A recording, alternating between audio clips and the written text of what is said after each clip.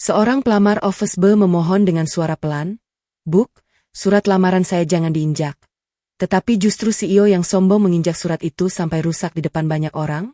Semua orang menertawakannya, tanpa tahu bahwa pria sederhana itu sebenarnya datang bukan untuk mencari gaji, melainkan untuk menyelamatkan perusahaan yang sedang diambang kehancuran.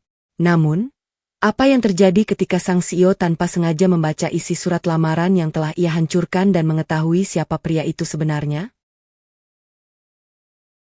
Pagi itu, gedung PT Arunika Nusantara sudah dipenuhi para karyawan yang datang silih berganti.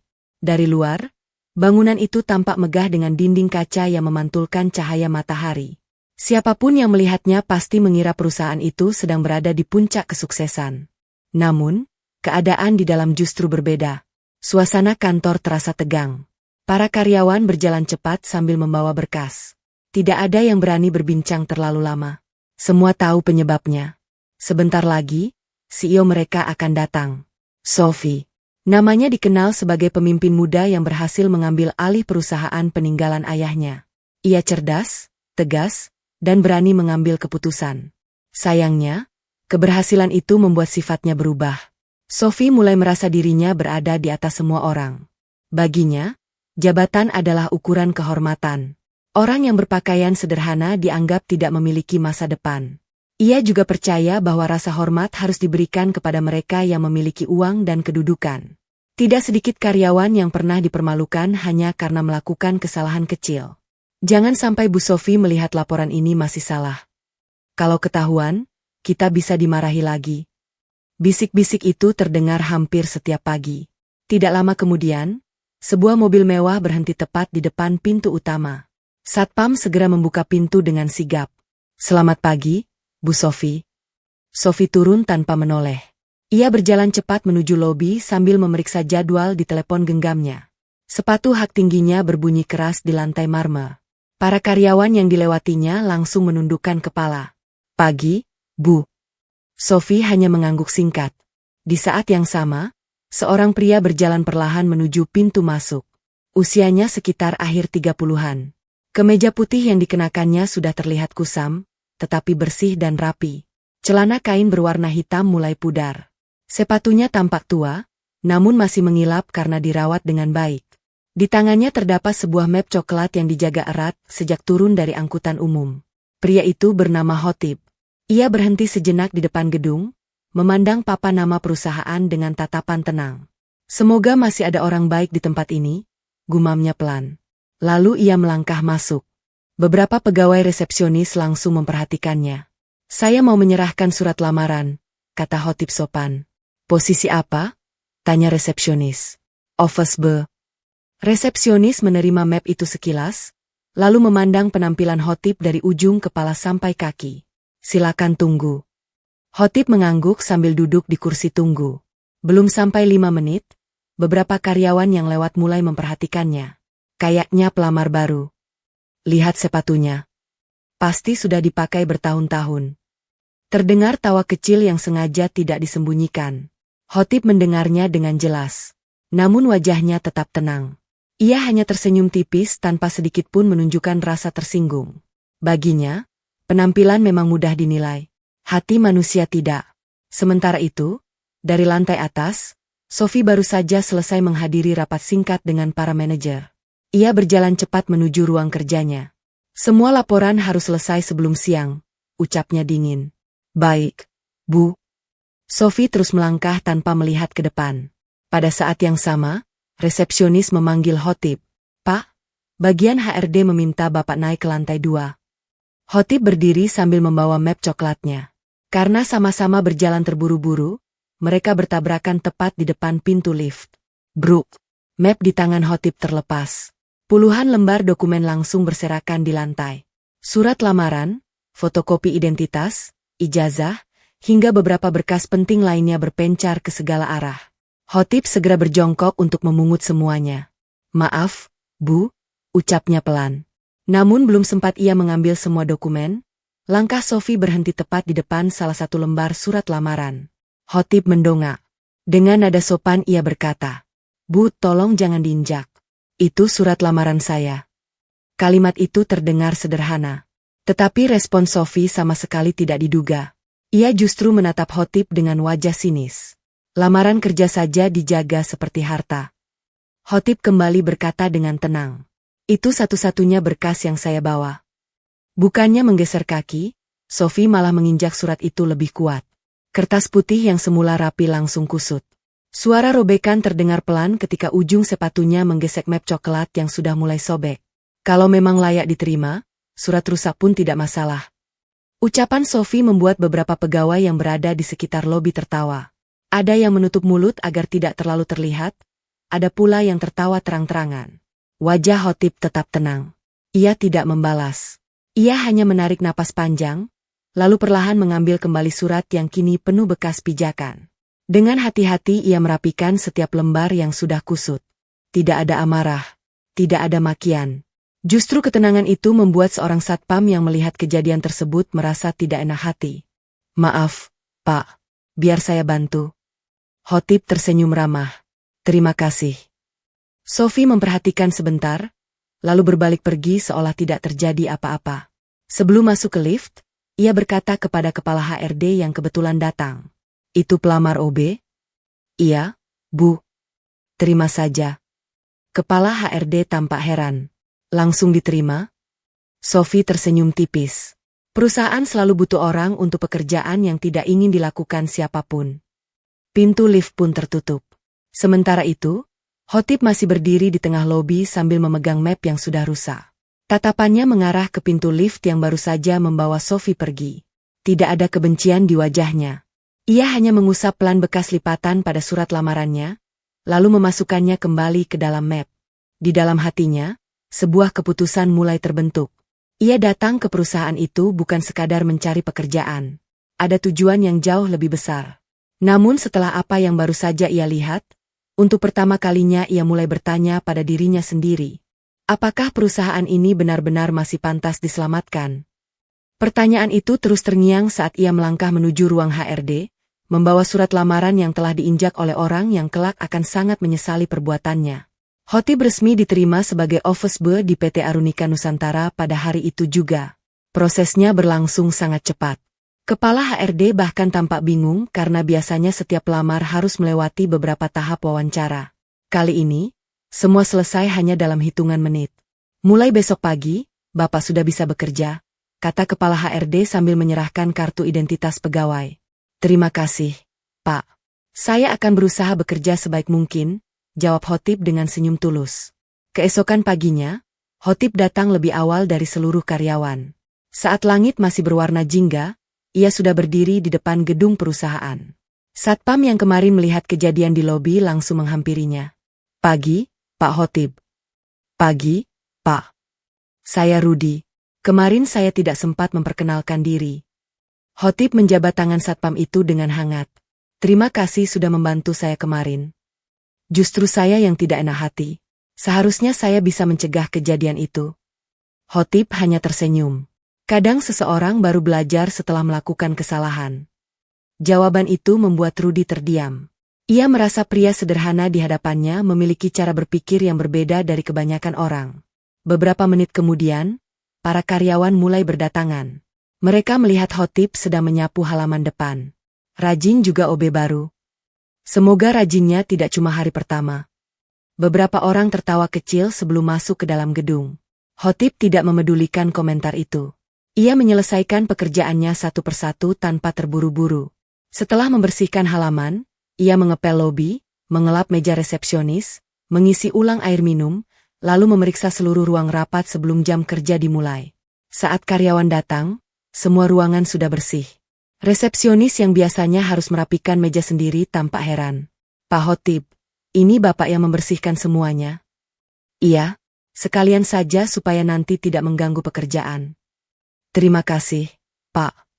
Belum sempat mereka berbincang lebih lama, suara langkah sepatu hak tinggi kembali terdengar. Sofi datang.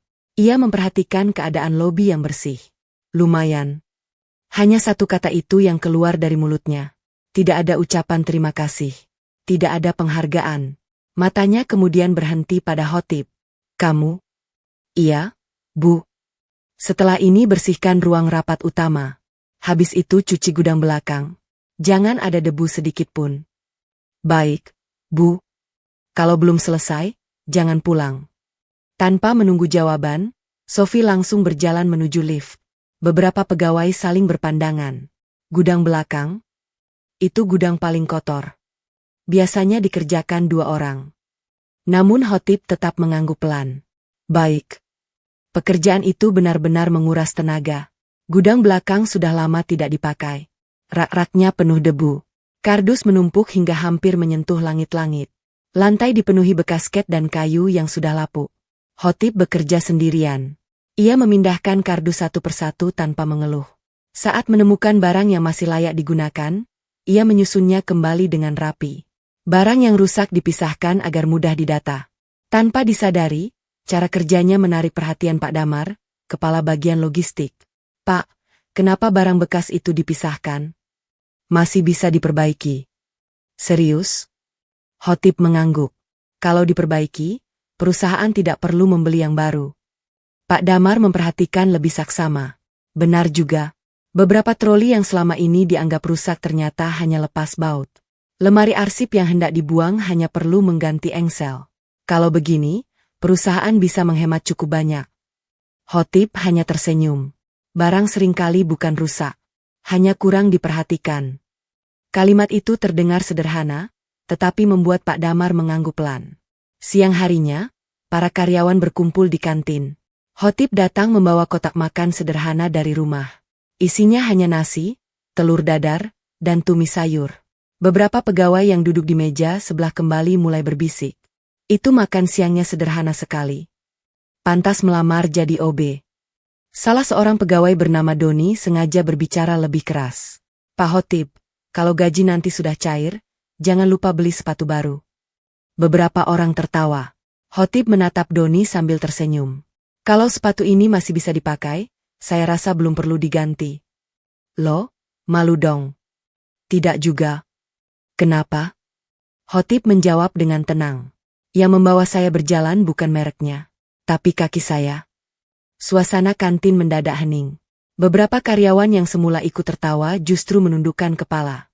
Jawaban itu sederhana, tetapi sulit dibantah. Doni hanya mendengus sebelum kembali makan. Dari kejauhan, Sophie melihat semua itu melalui dinding kaca ruang makan khusus pimpinan. Ia merasa aneh. Pria itu selalu bisa menjawab tanpa membuat orang lain tersinggung. Semakin diperhatikan, semakin sulit ia menemukan kelemahan Khotib. Sore harinya, perusahaan mengalami masalah kecil. Mesin fotokopi utama tiba-tiba mati. Semua pegawai panik karena dokumen rapat harus segera diperbanyak. Teknisi belum datang. Kalau menunggu, rapat bisa tertunda. Khotib yang sedang membawa air minum berhenti sejenak. Boleh saya lihat? Seorang pegawai tertawa. Memangnya Bapak teknisi? Saya hanya ingin mencoba. Karena tidak ada pilihan lain, mereka mengizinkan. Khotib membuka penutup samping mesin. Ia memeriksa kabel, membersihkan debu yang menumpuk, lalu memasang kembali salah satu sambungan yang longgar. Tidak sampai 10 menit, mesin kembali menyala. Semua orang tercengang. Kok bisa? Khotib tersenyum ringan. Hanya kabel yang bergeser.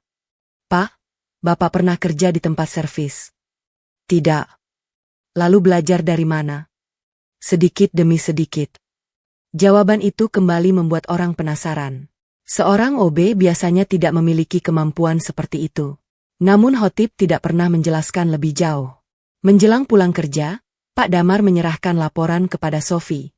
Bu, gudang belakang sudah selesai dibersihkan. Cepat juga. Bukan hanya dibersihkan. Maksudnya? Pak Khotib berhasil menyelamatkan banyak peralatan yang selama ini kami anggap rusak. Sophie mengangkat wajah dari laptopnya. Lalu, kita bisa menghemat biaya pengadaan. Sophie menutup map laporan itu tanpa banyak ekspresi. Itu memang tugasnya. Pak Damar menarik napas pelan. Ia sadar, apapun yang dilakukan Khotib tampaknya tidak akan pernah cukup di mata CEO mereka. Sementara itu, di parkiran belakang gedung, Khotib duduk sebentar sebelum pulang. Ia memandang langit yang mulai gelap. Hari pertamanya sebagai OB telah selesai. Ia dihina, diberi pekerjaan paling berat, dijadikan bahan tertawaan. Namun semua itu tidak membuat tekadnya berubah. Ia justru semakin memahami keadaan perusahaan yang sedang ia amati. Masalah terbesar tempat ini bukan kekurangan uang, gumamnya pelan. Tapi orang-orang yang sudah lupa cara menghargai sesama. Tanpa seorang pun menyadarinya, dari balik pagar parkiran, sebuah mobil hitam mewah berhenti beberapa saat. Seorang pria berjas keluar dan menundukkan kepala kepada Khotib dengan penuh hormat. Namun sebelum pria itu sempat mendekat, Khotib mengangkat tangan memberi isyarat agar ia tetap menjaga jarak. Belum waktunya siapapun mengetahui siapa dirinya sebenarnya. Sudah hampir 2 minggu Khotib bekerja sebagai office boy di PT Arunika Nusantara. Dalam waktu yang singkat, hampir semua karyawan mengenalnya. Bukan karena pekerjaannya sebagai OB, melainkan karena sikapnya yang selalu tenang. Tidak peduli seberapa berat tugas yang diberikan atau seberapa kasar ucapan yang diterimanya, Khotib tidak pernah terlihat marah. Setiap pagi, ia datang paling awal. Saat sebagian besar karyawan masih berada di perjalanan, Khotib sudah selesai membersihkan lobi, ruang rapat, dan pantry.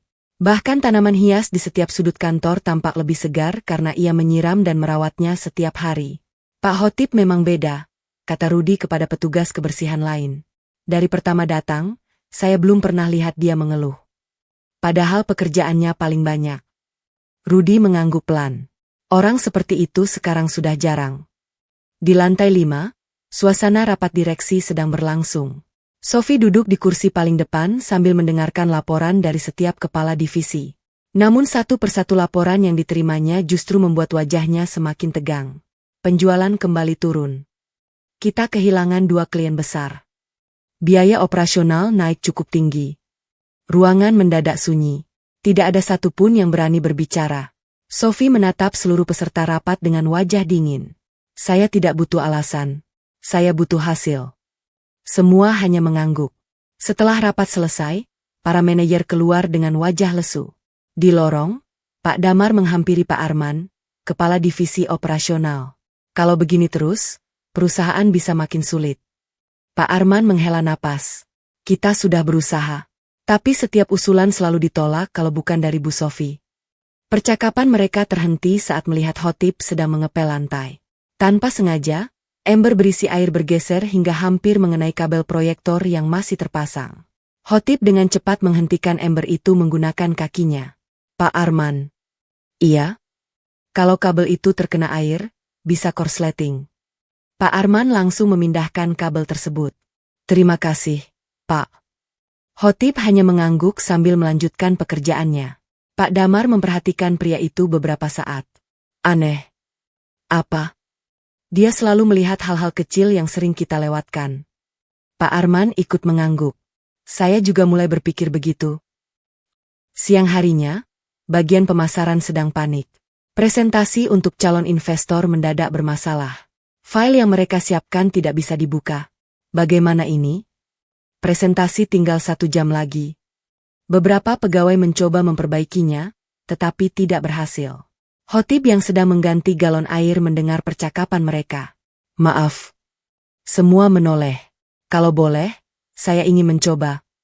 Seorang staf langsung menggeleng. Pak, ini pekerjaan komputer. Khotib tersenyum. Saya hanya ingin melihat. Karena tidak ada pilihan lain, laptop itu akhirnya diberikan. Khotib memeriksa beberapa menit. Tangannya bergerak cepat, tetapi tetap tenang. Ia membuka cadangan data yang ternyata masih tersimpan di dalam sistem. Beberapa saat kemudian, seluruh file kembali muncul. Sudah. Ruangan langsung hening. Berhasil? Iya. Bagaimana caranya? Cuma salah penyimpanan. Semua saling berpandangan. Seorang pegawai berbisik pelan. OB kok bisa seperti itu? Khotib mengembalikan laptop tanpa banyak bicara. Sekarang presentasinya bisa dilanjutkan.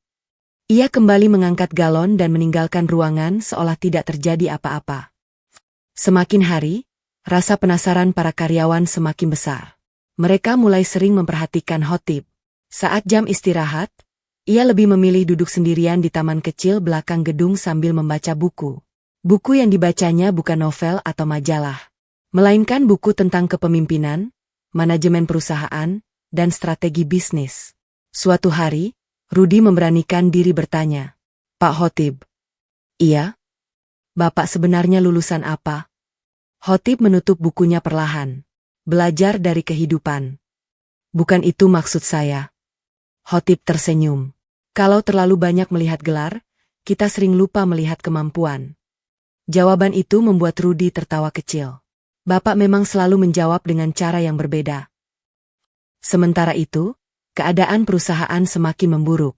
Salah satu pemasok utama memutuskan menghentikan kerjasama. Alasannya sederhana. Mereka menilai manajemen perusahaan sudah tidak lagi sehat. Sophie langsung memanggil seluruh kepala divisi. Siapa yang bertanggung jawab? Tidak ada yang menjawab. Masing-masing saling melihat. Suasana rapat kembali dipenuhi ketegangan. Di luar ruang rapat, Khotib sedang mengantar kopi. Saat hendak masuk, ia mendengar pembahasan mengenai pemasok yang memutus kontrak.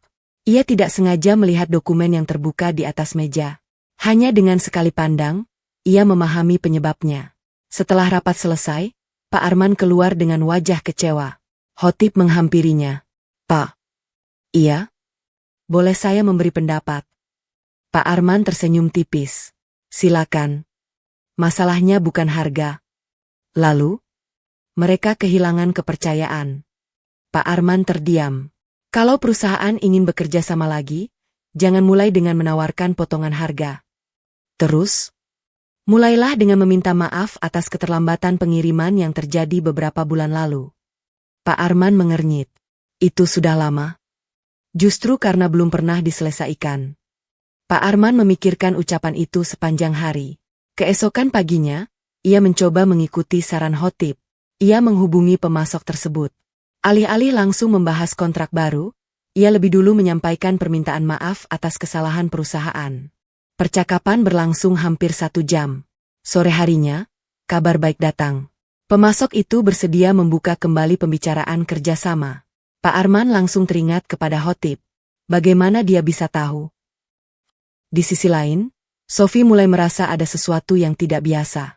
Beberapa masalah perusahaan selesai dengan cara yang sederhana. Saat ia mencari tahu, nama yang selalu muncul adalah Khotib.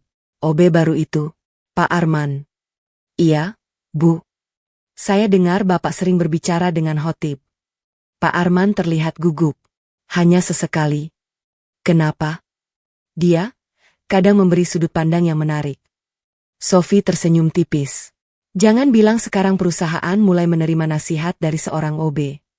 Pak Arman memilih diam. Ia tidak ingin memperpanjang perdebatan. Namun sikap diam itu justru membuat Sophie semakin kesal. Menjelang jam pulang, sebuah mobil hitam berhenti tidak jauh dari gerbang belakang perusahaan. Mobil itu terlihat sangat mewah. Seorang pria berjas turun sambil membawa sebuah map kulit. Ia berdiri menunggu. Beberapa menit kemudian, Khotib keluar melalui pintu belakang. Pria berjas itu langsung membungkukkan badan dengan hormat. Selamat sore, Pak. Khotib mengangguk pelan. Bagaimana perkembangan perusahaan kita, Pak? Pria itu bertanya dengan suara pelan agar tidak terdengar orang lain. Masih saya amati. Kapan Bapak akan memberi keputusan? Khotib memandang gedung PT Arunika Nusantara yang mulai sepi. Belum. Seluruh direksi di kantor pusat sudah menunggu. Saya tahu. Mereka juga sudah menyiapkan dana investasi. Khotib menarik napas perlahan. Dana bukan masalah. Lalu, saya ingin memastikan satu hal. Apa itu, Pak? Apakah perusahaan ini masih memiliki pemimpin yang mau belajar menjadi manusia? Pria berjas itu mengangguk hormat. Saya mengerti. Tanpa disadari, dari balik jendela lantai 2, seseorang melihat pertemuan itu. Bukan Sophie, melainkan Doni. Ia hanya sempat melihat Khotib berbicara dengan pria berjas sebelum mobil hitam itu pergi. Siapa sebenarnya OB itu? Gumam Doni penuh rasa penasaran. Sementara Khotib kembali berjalan menuju halte dengan langkah tenang. Ia sengaja tidak masuk ke mobil mewah yang menunggunya. Selama misinya belum selesai, ia ingin tetap menjalani kehidupan sebagai seorang office boy. Karena hanya dengan cara itulah ia bisa melihat wajah asli orang-orang yang memimpin perusahaan tersebut. Pagi itu suasana PT Arunika Nusantara jauh lebih sibuk dari biasanya. Seluruh karyawan bersiap menyambut kedatangan calon investor yang kabarnya akan menentukan masa depan perusahaan. Selama beberapa bulan terakhir, kondisi keuangan terus menurun. Jika kerjasama itu gagal, Perusahaan harus melakukan penghematan besar, bahkan tidak menutup kemungkinan terjadi pemutusan hubungan kerja. Di ruang rapat utama, Sophie memimpin persiapan. Saya tidak mau ada kesalahan sekecil apapun. Pastikan semua ruangan bersih dan semua dokumen sudah lengkap. Baik, Bu, jawab para manajer hampir bersamaan. Di luar ruang rapat, Khotib sedang mengelap meja dan menyusun perlengkapan presentasi. Seperti biasa, ia bekerja tanpa banyak bicara. Saat hendak mengganti air minum, telepon genggam di saku celananya bergetar. Ia melihat nama yang muncul di layar. Hasan. Khotib melangkah ke lorong yang sepi sebelum mengangkat panggilan itu. Assalamualaikum, Pak. Waalaikumsalam. Seluruh direksi menunggu keputusan Bapak. Dana investasi sudah siap dipindahkan kapan saja. Belum. Tapi perusahaan itu semakin terpuruk. Saya tahu. Kalau terlalu lama, kesempatan bisa hilang. Khotib terdiam beberapa saat.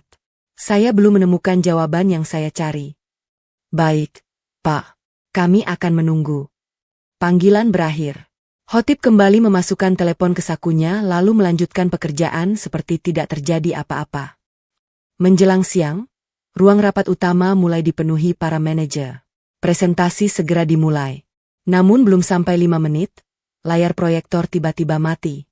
Kenapa lagi? Tanya Sophie dengan nada tinggi. Semua orang panik. Tim teknologi informasi mencoba memeriksa kabel dan komputer, tetapi tidak menemukan penyebabnya. Waktu terus berjalan. Calon investor sudah berada di perjalanan. Sophie mulai kehilangan kesabaran. Apa tidak ada satupun yang bisa memperbaikinya? Khotib yang sedang membawa baki berisi kopi berhenti di dekat pintu. Bu. Sophie langsung menoleh. Ada apa? Kalau diizinkan, saya ingin melihatnya. Beberapa manajer saling berpandangan. Sophie menghela napas panjang. Kamu lagi? Silakan kalau memang bisa. Khotib mendekati proyektor. Ia memeriksa sambungan listrik, kemudian membuka penutup kecil di bagian belakang. Tidak sampai beberapa menit, layar kembali menyala. Ruangan langsung terang. Presentasi bisa dilanjutkan. Sudah selesai, Bu? Kata Khotib sambil kembali mengangkat baki kopinya. Sophie memperhatikannya cukup lama. Entah mengapa, semakin sering melihat Khotib, semakin banyak pertanyaan muncul di pikirannya. Bagaimana mungkin seorang OB memiliki kemampuan seperti itu? Sore harinya, setelah seluruh tamu pulang, suasana kantor kembali tenang. Khotib mendapat tugas merapikan ruang arsip yang berada di lantai paling atas. Ruangan itu sudah lama tidak dibuka. Debu memenuhi rak-rak besi. Kotak arsip bertumpuk hingga memenuhi sudut ruangan.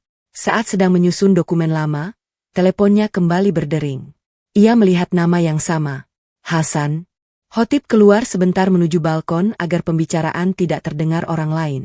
Tanpa disadari, map coklat yang selalu dibawanya tertinggal di atas meja arsip. Map yang sama. Map yang pernah diinjak Sophie di hari pertama. Beberapa menit kemudian, Sophie datang ke ruang arsip untuk mencari dokumen perusahaan. Ia melihat map coklat itu tergeletak sendirian. Rasa penasarannya muncul. Itu pasti milik Khotib. Awalnya ia hanya ingin memindahkannya. Namun matanya tertuju pada sudut map yang masih memperlihatkan bekas pijakan sepatu. Bekas yang ia buat sendiri. Entah mengapa, ia merasa ingin membukanya. Perlahan ia mengeluarkan isi map tersebut. Di dalamnya terdapat surat lamaran yang sudah kusut, fotokopi identitas, ijazah, dan sebuah amplop putih yang belum pernah ia lihat sebelumnya. Pada bagian depannya tertulis dengan rapi, untuk pemimpin PT Arunika Nusantara. Sophie mengernyit. Dengan ragu ia membuka amplop itu. Di dalamnya terdapat selembar surat, fotokopi identitas, ijazah, dan sebuah amplop putih yang belum pernah ia lihat sebelumnya. Pada bagian depannya tertulis dengan rapi, untuk pemimpin PT Arunika Nusantara. Sophie mengernyit. Dengan ragu ia membuka amplop itu. Di dalamnya terdapat selembar surat. Tulisan tangan yang rapi memenuhi halaman tersebut. Sophie mulai membacanya. Jika surat ini sampai kepada pemimpin perusahaan, berarti ujian yang saya jalani telah berakhir. Sophie menarik napas pelan. Ia melanjutkan membaca. Nama saya Khotib. Saya datang bukan karena membutuhkan pekerjaan sebagai office boy. Jantung Sophie mulai berdegup lebih cepat. Tangannya perlahan gemetar. Saya datang untuk memenuhi amanat almarhum sahabat saya, pendiri perusahaan ini. Sophie langsung menghentikan bacaannya. Waktu itu sahabat ayah? Ia kembali membaca. Beliau pernah meminta saya menjaga perusahaan ini jika suatu hari berada dalam kesulitan. Mata Sophie mulai membesar. Saya telah menyiapkan investasi dalam jumlah besar untuk membantu perusahaan bangkit. Namun sebelum keputusan itu saya ambil, saya ingin melihat sendiri bagaimana pemimpin perusahaan memperlakukan orang yang dianggap paling rendah. Sophie menelan ludah. Dadanya terasa sesak.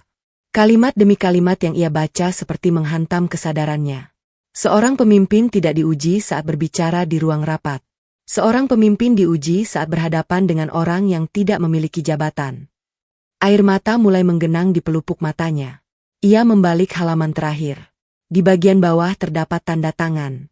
Hotib Rahman. Di bawah nama itu tercetak sebuah jabatan. Presiden Komisaris Rahman Global Group. Sophie terdiam. Ia membaca nama perusahaan itu berulang kali. Rahman Global Group. Nama itu sangat dikenal di dunia bisnis. Perusahaan induk yang memiliki puluhan anak usaha di berbagai negara. Nilai asetnya berkali-kali lipat lebih besar dibanding PT Arunika Nusantara. Tubuh Sophie mendadak lemas.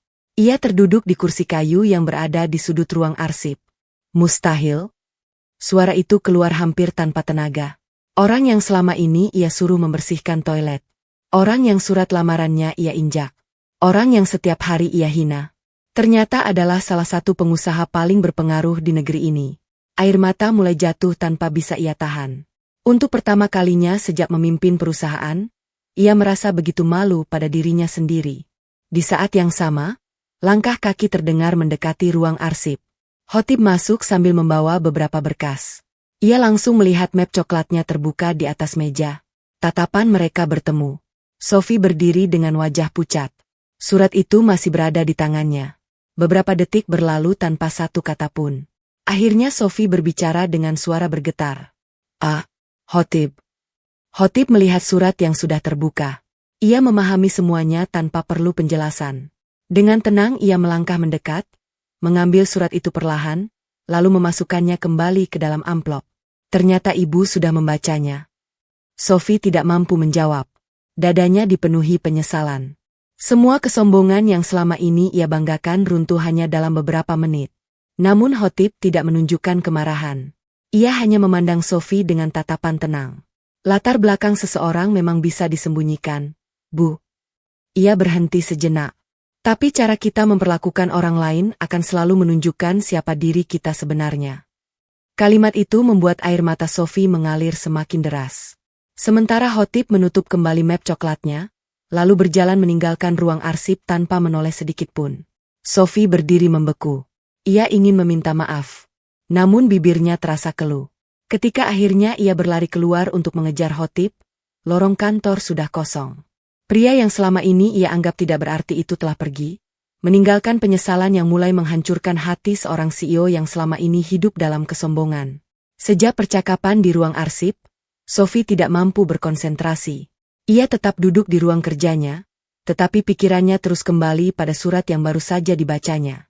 Setiap kalimat terasa seperti teguran yang selama ini tidak pernah ingin ia dengar. Ia teringat saat pertama kali bertemu Hotib di lobi. Ia masih bisa mengingat dengan jelas suara pria itu. Bu, tolong jangan diinjak. Itu surat lamaran saya. Namun yang ia lakukan justru sebaliknya. Ia sengaja menginjak surat itu di depan banyak orang. Saat itu ia merasa sedang menunjukkan kekuasaan. Kini ia sadar, yang sebenarnya ia tunjukkan adalah kesombongan. Sophie menutup wajahnya dengan kedua tangan. Untuk pertama kalinya sejak menjadi CEO, air matanya jatuh tanpa bisa ditahan. Tidak lama kemudian, ia memanggil kepala HRD. Pak Rendra, panggil Pak Hotib ke ruang saya. Kepala HRD terlihat ragu. Maaf, Bu. Kenapa? Pak Hotib sudah tidak ada. Sophie langsung berdiri. Maksudnya? Beliau menyerahkan surat pengunduran diri sekitar 1 jam yang lalu. Sophie terdiam. Mana suratnya? Pak Rendra menyerahkan selembar kertas yang masih tersimpan di dalam map. Sophie segera membacanya. Isinya sangat singkat. Terima kasih atas kesempatan yang telah diberikan kepada saya untuk menjadi bagian dari perusahaan ini. Saya berharap PT Arunika Nusantara dapat kembali menjadi tempat yang menghargai setiap orang tanpa memandang jabatan. Saya pamit dengan rasa hormat. Tidak ada kalimat yang menyalahkan. Tidak ada kata-kata kasar. Tidak ada sindiran. Padahal, Khotib memiliki banyak alasan untuk marah. Sophie menggenggam surat itu erat. Dadanya terasa semakin sesak. Beliau pergi kemana? Saya tidak tahu, Bu. Apakah ada nomor teleponnya? Yang ada di data karyawan sudah tidak aktif. Sophie berlari keluar dari ruangannya. Ia menuju lobi. Rudy yang sedang berjaga langsung berdiri. Pak Khotib kemana? Rudy menundukkan kepala. Tadi beliau pamit kepada saya. Beliau bilang apa? Rudy menarik napas pelan. Beliau hanya bilang, terima kasih sudah menjadi orang pertama yang memperlakukannya dengan baik. Sophie semakin merasa bersalah. Beliau naik apa? Naik bus kota, Bu. Sophie langsung menuju parkiran. Mobilnya melaju menyusuri jalan yang kemungkinan dilewati Khotib. Ia berhenti di beberapa halte. Ia bertanya kepada petugas. Bahkan ia masuk ke terminal. Namun semua usahanya tidak membuahkan hasil.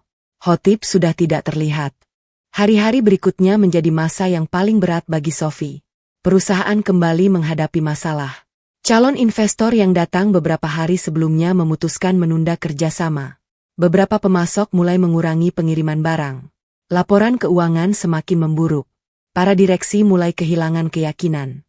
Dalam rapat, suasana tidak lagi sama. Tidak ada yang berani menyampaikan ide. Mereka hanya menunggu keputusan Sophie. Namun kali ini, Sophie sendiri tidak memiliki jawaban. Ia sadar, selama ini ia terlalu sibuk menunjukkan kekuasaan. Ia jarang mendengarkan. Ia lebih sering memerintah daripada memahami. Sikap itulah yang perlahan menghancurkan perusahaan. Malam itu, Sophie pulang lebih larut dari biasanya.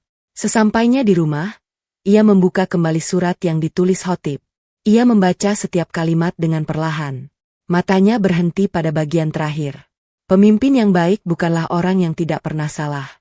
Pemimpin yang baik adalah orang yang berani memperbaiki kesalahannya. Sophie memejamkan mata. Ayah? Suara itu keluar pelan. Seandainya ayah masih ada, pasti ayah kecewa melihat aku. Keesokan paginya, Sophie mengambil keputusan yang tidak pernah ia bayangkan sebelumnya. Ia mengumpulkan seluruh karyawan di aula perusahaan. Semua terlihat heran. Biasanya pertemuan seperti ini hanya dilakukan jika ada pengumuman penting. Sophie berdiri di depan mereka. Wajahnya tampak berbeda. Tidak lagi setegas biasanya. Ia menarik napas panjang sebelum berbicara. Saya ingin meminta maaf. Ruangan langsung sunyi. Semua saling memandang. Tidak ada yang menyangka seorang CEO akan mengucapkan kalimat itu. Saya telah memperlakukan banyak orang dengan buruk. Suara Sophie mulai bergetar. Saya terlalu mudah menilai seseorang dari jabatan dan penampilannya. Beberapa karyawan mulai menundukkan kepala. Saya juga telah melakukan kesalahan besar kepada Pak Khotib. Suasana menjadi semakin hening. Saya menghina beliau. Saya mempermalukan beliau.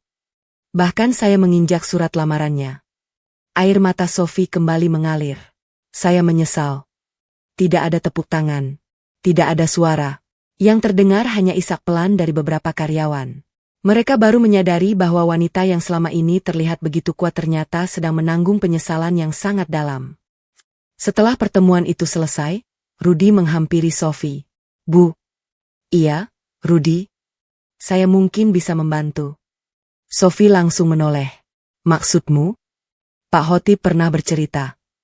Beliau sering mengunjungi sebuah panti asuhan di daerah pinggiran kota. Beliau bilang, kalau suatu hari sudah tidak bekerja di sini, mungkin beliau akan lebih sering berada di sana. Mata Sophie kembali memiliki harapan. Di mana tempatnya? Rudy mengambil selembar kertas lalu menuliskan alamatnya. Sore itu juga, Sophie berangkat seorang diri. Ia sengaja tidak membawa sopir. Tidak membawa ajudan. Ia ingin datang sebagai manusia biasa. Perjalanan menuju panti asuhan memakan waktu cukup lama. Gedung-gedung tinggi perlahan berganti dengan rumah-rumah sederhana. Jalanan mulai menyempit. Setelah hampir 2 jam, mobilnya berhenti di depan sebuah bangunan yang temboknya mulai memudar. Dari kejauhan terdengar suara anak-anak sedang tertawa. Sophie turun perlahan. Ia melihat beberapa anak sedang bermain bola di halaman. Di bawah pohon mangga yang rindang, seorang pria duduk sambil memperbaiki sepeda kecil milik salah satu anak. Pria itu mengenakan kemeja putih sederhana yang lengan bajunya digulung. Wajahnya tampak tenang. Senyumnya masih sama. Khotib. Sophie tidak mampu melangkah. Air matanya langsung mengalir. Selama beberapa saat, ia hanya berdiri memandangi pria yang pernah ia hina di depan banyak orang. Khotib akhirnya menyadari kehadiran Sophie. Ia berdiri perlahan. Tatapan mereka kembali bertemu. Tidak ada kemarahan di wajah Khotib. Tidak ada kebencian. Hanya ketenangan yang sama seperti saat pertama kali mereka bertemu. Sophie melangkah mendekat. Semakin dekat. Semakin berat langkahnya. Begitu jarak mereka tinggal beberapa langkah, Sophie tidak sanggup lagi menahan rasa bersalah yang selama ini memenuhi dadanya. Tanpa memedulikan siapapun yang melihat, ia berlutut di hadapan Khotib. Air matanya jatuh tanpa henti. Pak Khotib. Suaranya bergetar. Saya datang bukan sebagai CEO. Ia menundukkan kepalanya semakin dalam. Saya datang sebagai orang yang telah menyakiti hati Bapak. Anak-anak yang sedang bermain berhenti. Para pengurus panti ikut memperhatikan. Sementara Khotib hanya berdiri diam. Ia belum mengucapkan sepatah kata pun. Keheningan itu membuat penyesalan Sophie terasa semakin berat. Ia tahu, permintaan maaf tidak akan menghapus semua penghinaan yang pernah ia lakukan.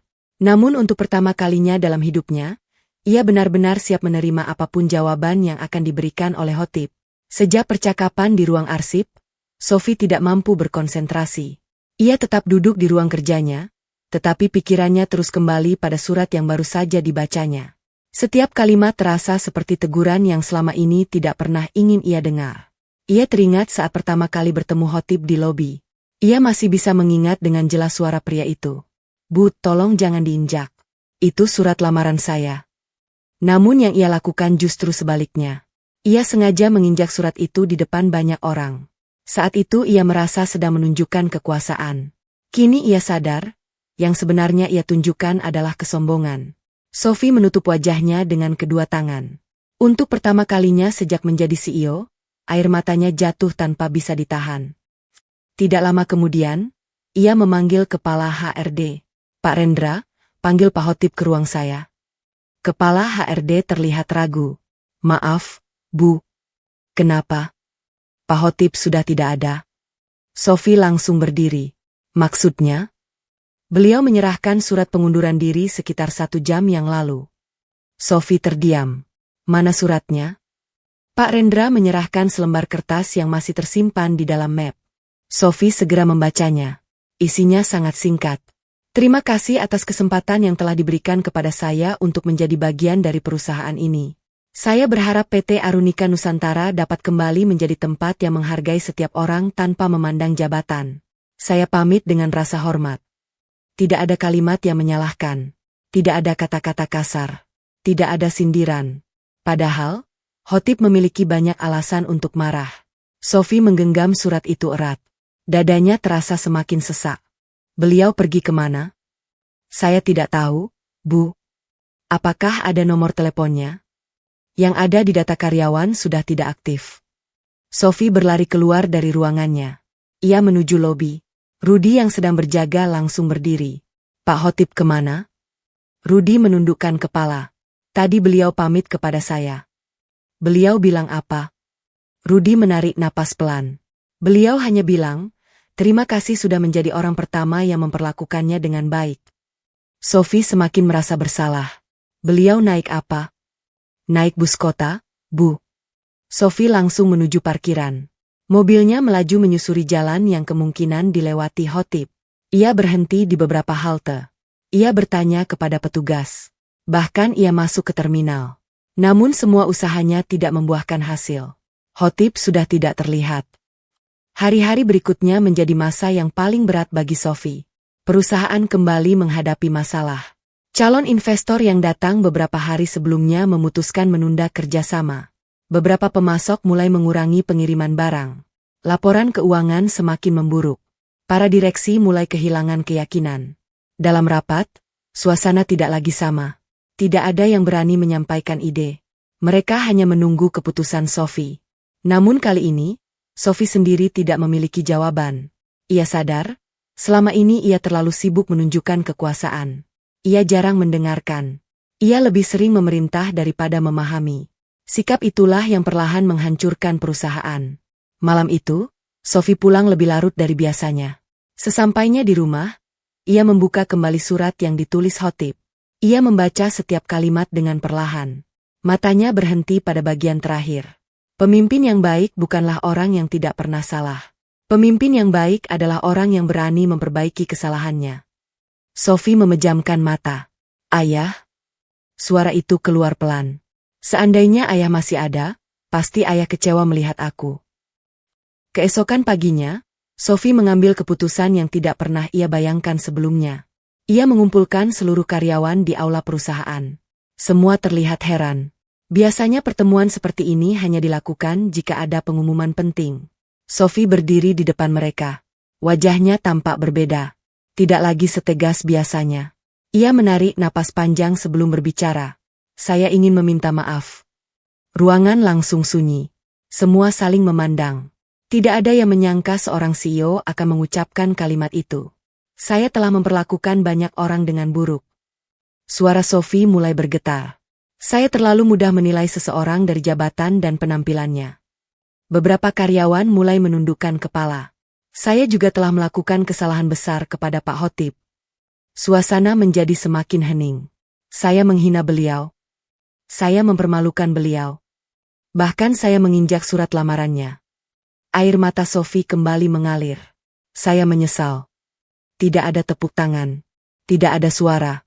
Yang terdengar hanya isak pelan dari beberapa karyawan. Mereka baru menyadari bahwa wanita yang selama ini terlihat begitu kuat ternyata sedang menanggung penyesalan yang sangat dalam. Setelah pertemuan itu selesai, Rudy menghampiri Sophie. Bu. Iya, Rudy. Saya mungkin bisa membantu. Sophie langsung menoleh.